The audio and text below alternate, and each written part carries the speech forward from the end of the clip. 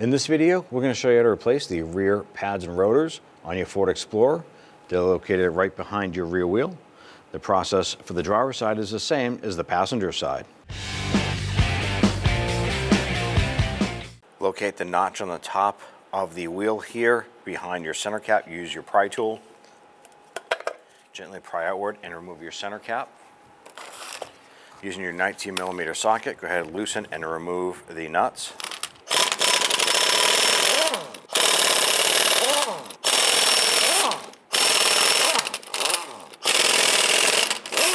Go ahead and grab that wheel.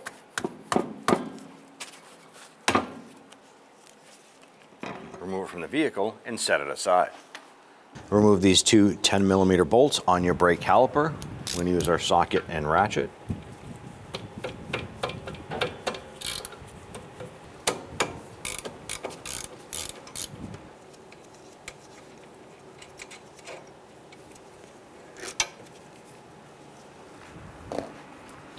We're going to go ahead and pull our brake caliper off here.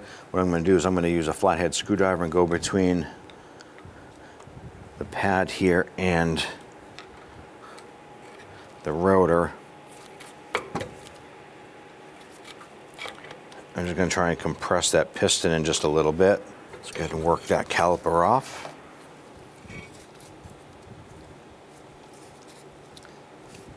And set that aside. Go ahead and grab your brake rotor. I'm going to work that off. I'm going to go ahead and spray down our brake rotor with some solvent. I want to clean off any of the shipping oils that might be on that. Don't forget the other side as well.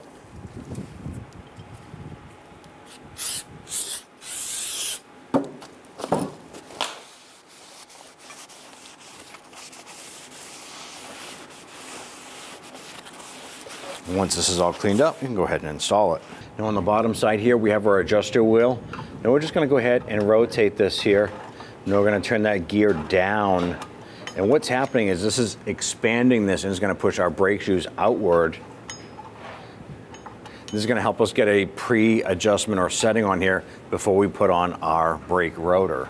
Now we install our rotor and we push this on.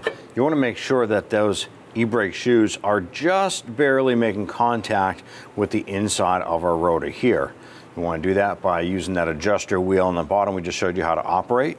If you want to release it, you can go ahead and turn the gear the opposite way.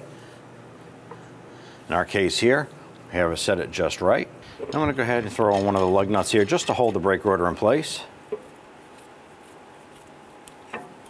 Now I'm just going to bottom out that lug nut so that'll help us with the alignment of our brake caliper. On our caliper unit itself, we want to go ahead and remove the brake pads out of this.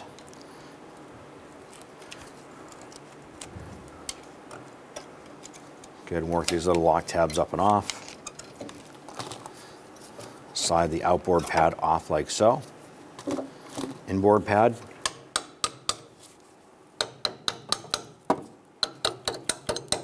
Go ahead and work that out. There's little spring clips there that hold that in place.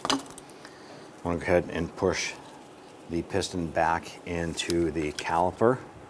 So we're going to use our tool here. We're going to do this slowly, and what's happening is you're pushing the fluid back through the piston into the line. This is going to allow for us to have clearance to put our new pads in.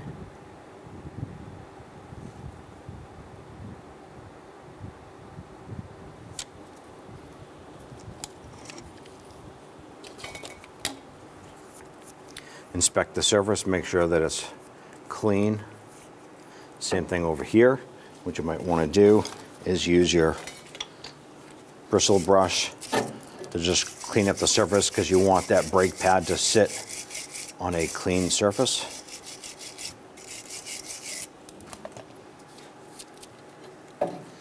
And we have our sliders here. Now this is working good, but what we want to do is open this up. We're going to take this apart and apply some grease to the sliders. There's one over here as well. We're going to do the same with that one there. What I'm going to do is I'm going to use a small pick here, and I'm going to go ahead and pull this rubber boot off.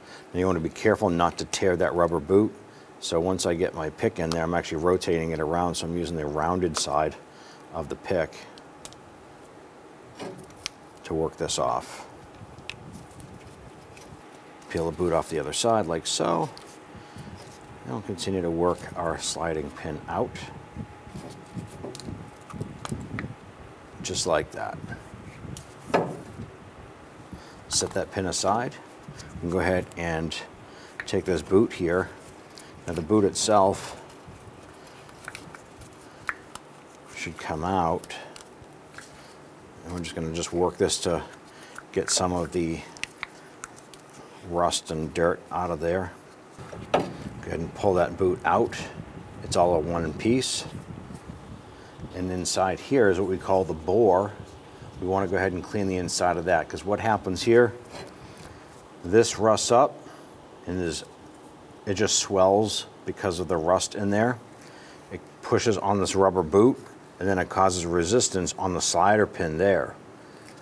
So this could be the culprit of frozen brake pads or shoes. Now I'm going to use a little bore brush here. You want to continue doing this until you get it pretty clean. Put your finger in there, kind of check for any lumps or anything. You want to make sure it's nice and smooth.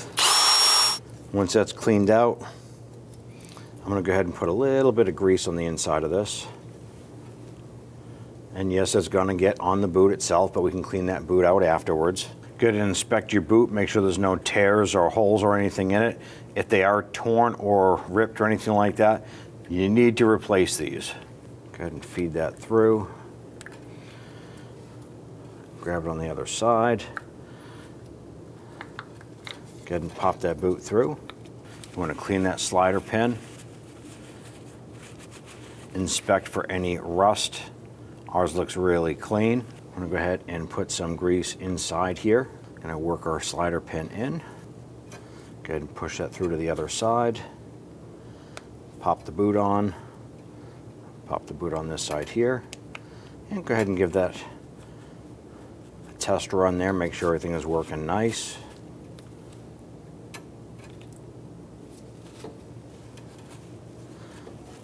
Our boot is seated, the pin is greased. I'm going to go ahead and repeat for the other side. I'm going to take our inboard pad with the retainer clip, line that up. Go ahead and work that into place. Now on your pads themselves, one side is going to have a C notch, the other side is just going to have a tab. I want to make sure that these are on the bottom. I'm going to go ahead and tap this into place.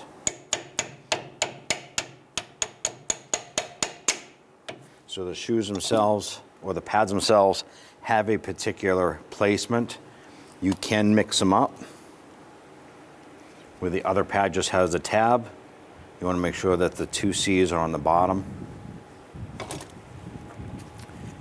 ahead and take that unit, slide it over. You want to go ahead and put those C's right into that lower unit there, into the slider. And once you have the lower pads onto your slider here, go ahead and push this in. Make sure that your sliders out here are pushed out far enough where you can slide the caliper into place.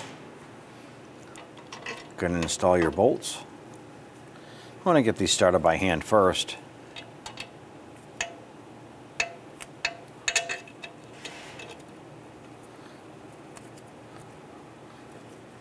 And once those are started, we can now go ahead and snug them down.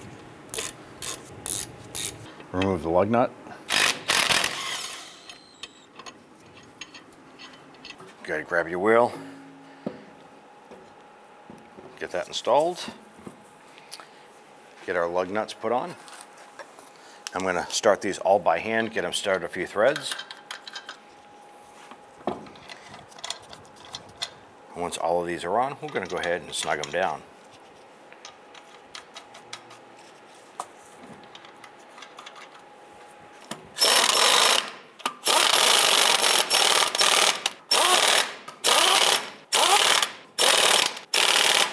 Go ahead and torque down our driver's side rear wheel here to 100 foot-pounds.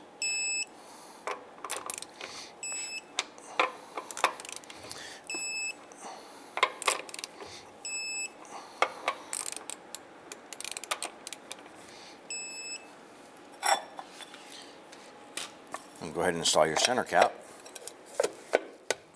You're all set. When only the best will do, demand TRQ. The only company that lets you view before you do. TRQ is committed to offering the highest quality aftermarket auto parts that are engineered for peace of mind. Thanks for using and viewing with TRQ.